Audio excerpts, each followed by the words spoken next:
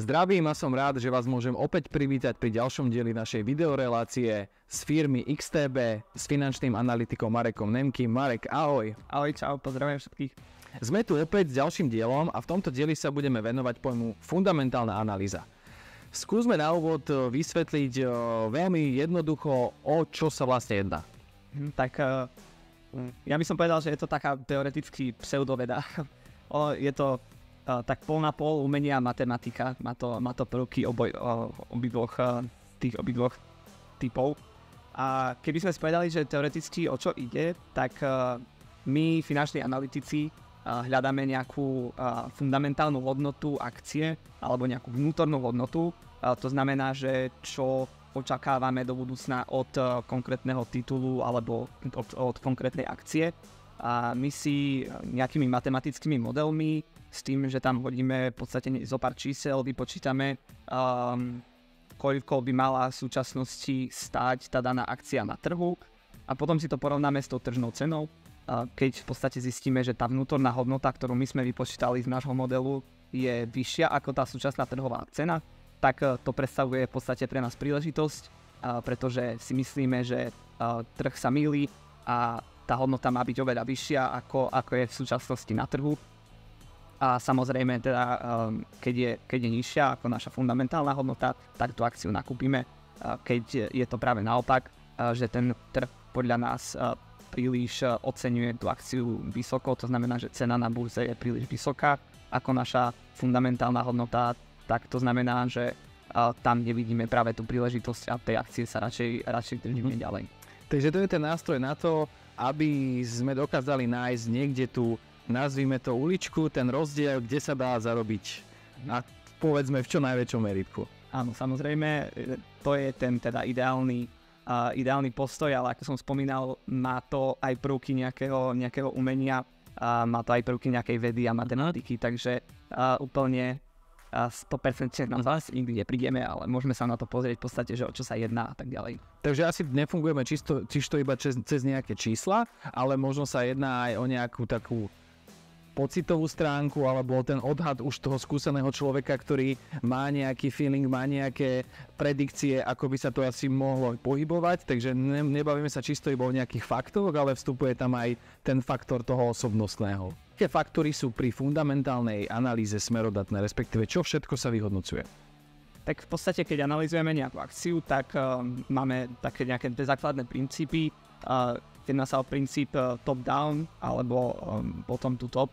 To znamená, že buď postupujeme nejako zoširoka a ideme do konkrétnejších veciam, alebo práve naopak začneme od konkrétnej akcie a potom budujeme svoj kvázi model nahor.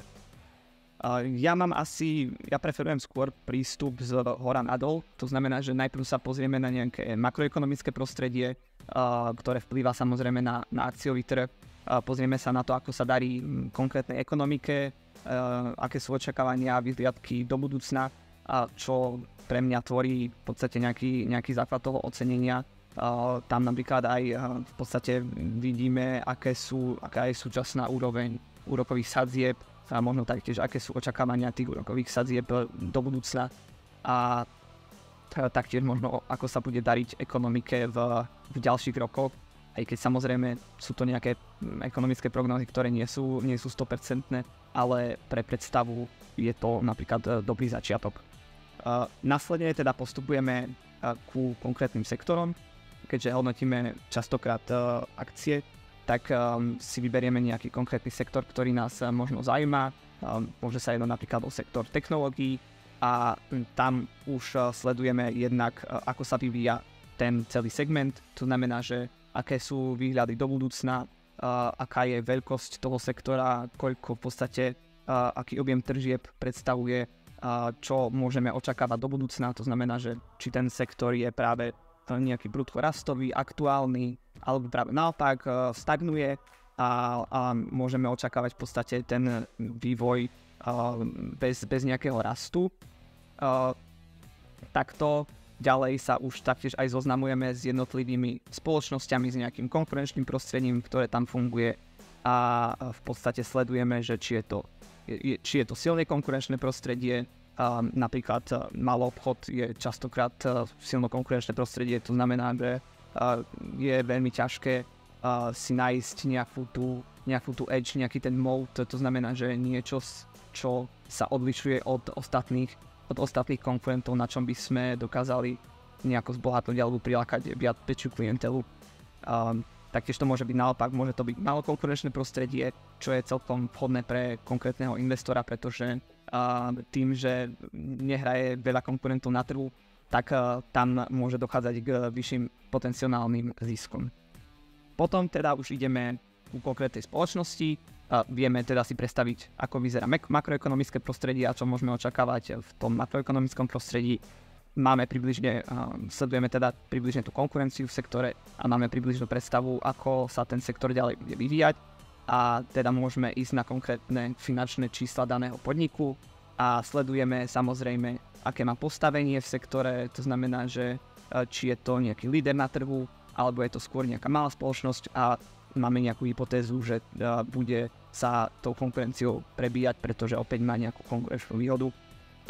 Takže sledujeme hlavne vývoj na tržbách, napríklad oproti ostatnému sektoru, to znamená, že zrýchľuje, narastá na veľkosti, drtí konkurenciu, čo je opäť nejaké výhodné pre toho investora.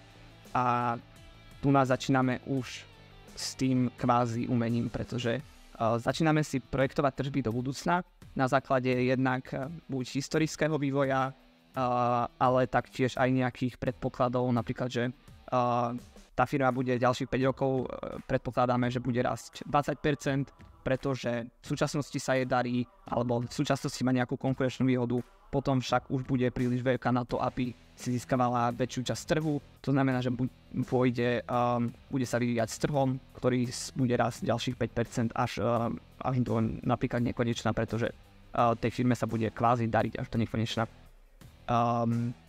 To už má prvky teda nejakého umenia, pretože predikujeme niečo, čo kvázi sa nedá predikovať. A my samozrejme nevieme, čo bude za rok, ale môžeme si takto vytvárať teda tie nejaké pravdepodobnostné modely, s ktorými vlastne počítame. Následne teda už máme nejaký vývoj na tržbách, to znamená, že nás zaujíma, čo z toho bude mať investor. To znamená konkrétne finančné čísla, konkrétnu ziskovosť alebo free cash flow, to znamená, že koľko hotovostí vygeneruje ten daný biznis jednotlivé roky. A tu už prichádza ďalšia nejaká prvka umenia, to znamená, aká bude marža toho podniku, či bude napríklad vyššia, ako je priemer v segmente z dôvodu, pretože má výhodnejšie produkty, alebo o čosi lepšie, ako sú konkurenčné produkty. To znamená, že môžeme si tam požadovať tú vyššiu maržu, tú vyššiu ziskovosť. A to je opäť nejaký ten prvok umenia, pretože samozrejme reálne nevieme, že či ten produkt bude konkurenčne schopný aj ďalší rok.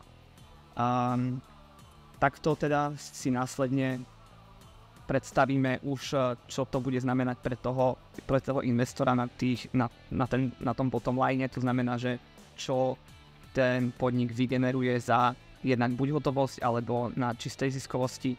A následne tieto v podstate finálne finančné čísla by už mali byť pre investora to, čo on získa z tej danej akcie. To si následne diskontuje nejakou tržnou sadzbou, to znamená, že aká je pre ňoho hodnota tržieb za rok, za 5, za 10, pretože samozrejme tržby o 10 rokov sú pre nás menej hodnotné ako tržby v ďalší rok, pretože jednak tam je hraje tam rola neistoty a samozrejme tam hraje aj rola času, pretože samozrejme dolár dneska je oveľa hodnotnejší ako dolár za 5 rokov.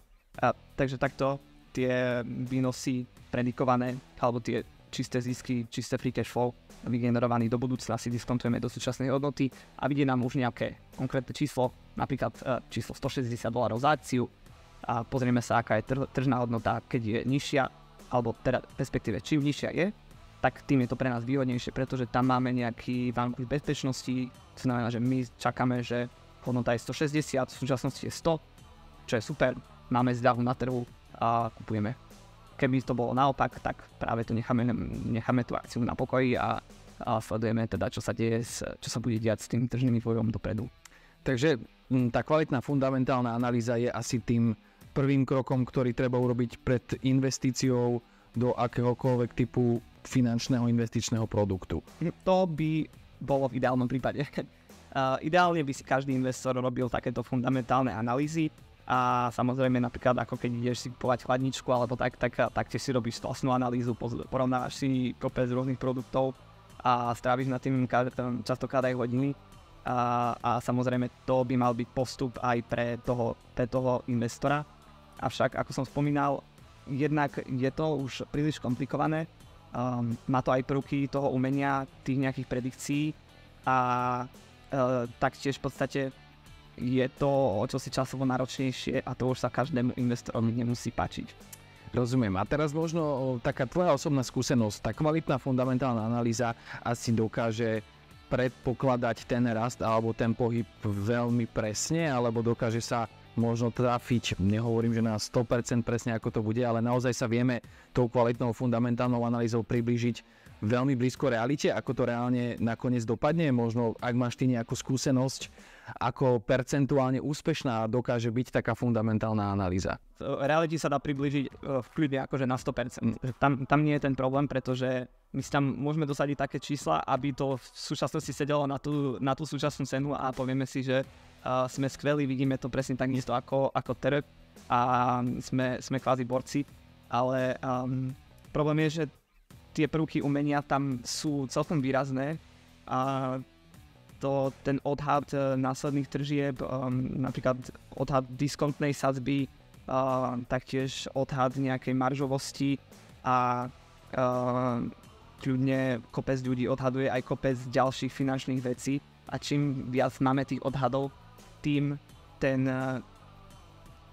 tá odchýlka od tej reality môže byť absolútne masívna. V podstate, keď akcia stojí, ja neviem, napríklad Apple v súčasnosti 170, tak my vidíme finančných analytikov, ktorí hovoria, že tá reálna hodnota je kľudne od 200 do 300 a taktiež niektorí hovoria, že tá hodnota je v podstate čosi nižšia od nejakých 100 do 150, takže tam tie odchýlky sú výrazné na základe toho, aké čísla si tam tí analytici do tých svojich vlastných modelov vložili a z toho dôvodu tá disperzia je častokrát obrovská, takže... Rozumiem.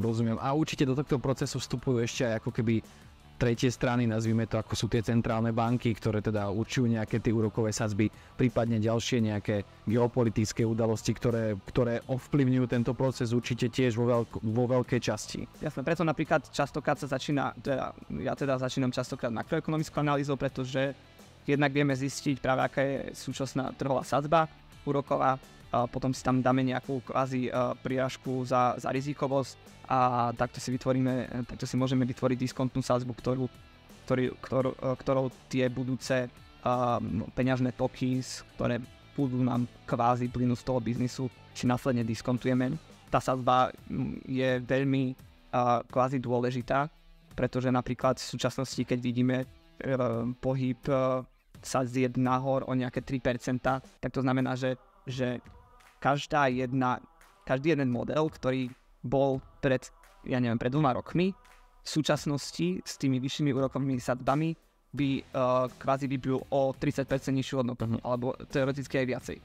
Takže takto vplýva napríklad rozhodovanie bankárov o sadzbách do jednotlivej fundamentálnej hodnoty, ale napríklad vidíme, že úplne sa to nestalo aj úplne sa to nedialo na akciovom trhu, keďže akcie nám rastli aj napriek tomu, že rastli tá bezriziková výnosnosť.